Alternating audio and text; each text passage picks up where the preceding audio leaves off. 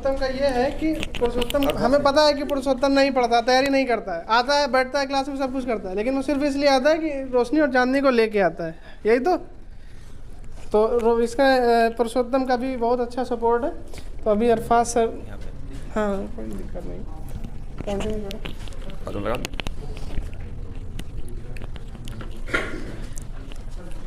आप लोग लगभग सभी लोग हमारे बारे में जानते होंगे, और जो लोग नहीं जानते हैं, मेरा नाम अरफाज खान है। इस कोचिंग उड़ान डिफेंस एकेडमी संस्था में मैंने लगभग 7 से 8 मंथ एजदा टीचर के बेस पे यहाँ पे टीचिंग की, और मैंने यहाँ पे काफ़ी बच्चों को पढ़ाया है।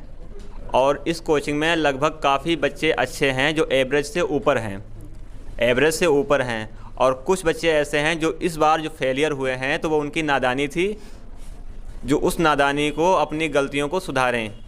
कुछ बच्चे ऐसे थे, जैसे मैंने इससे पहले एसएससी जीडी का एग्ज़ाम दिया और एसएससी सीजीएल का भी एग्ज़ाम दिया।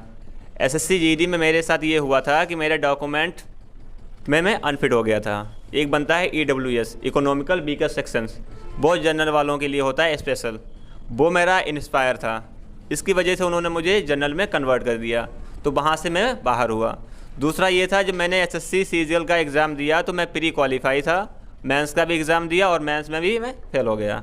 लेकिन मैंने यहाँ पे 7-8 मंथ टीचिंग भी की और पढ़ाया भी, यहाँ घर से आना, पढ़ाना, दोस्तों के साथ बैठना, लेकिन उसके साथ भी मैंने अपनी स्टडी को कंटिन्यू जारी रखा।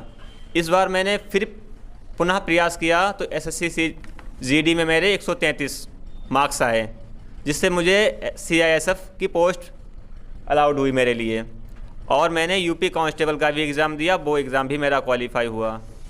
समस्याएं हर किसी के सामने आती हैं, लेकिन समस्याओं को फेस करना सबसे इम्पोर्टेंट होता है।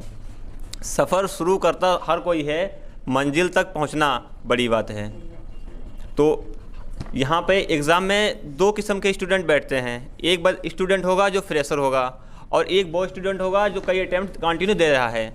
तो जो फ्रेशर स्टूडेंट हैं, जिनका एसएससी जीडी फर्स्ट टाइम दे रहे हैं एग्ज़ाम, तो उनके लिए मेरा ये सलाह है कि वो अपना बेसिक कॉन्सेप्ट अच्छे से मजबूत करें, और हर वीकली एक मॉक दें, हर सप्ताह में एक मॉक टेस्ट दें।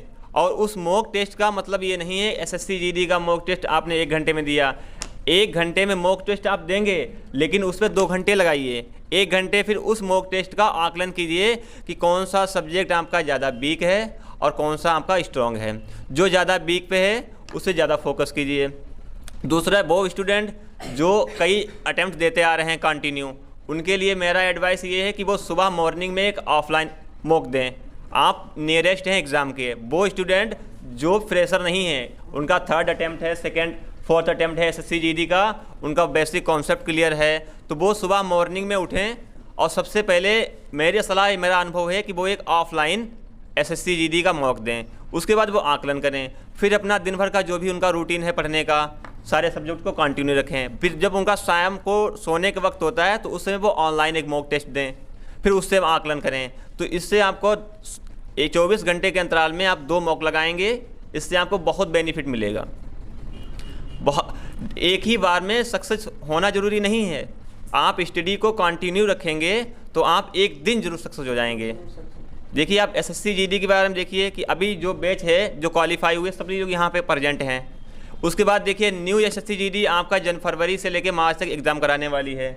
उसके बाद भी देखिए कि आपका फिर एक न्यू कैलेंडर 2025 का जारी किया है, जिसके एग्ज़ाम नवंबर-दिसंबर में होंगे।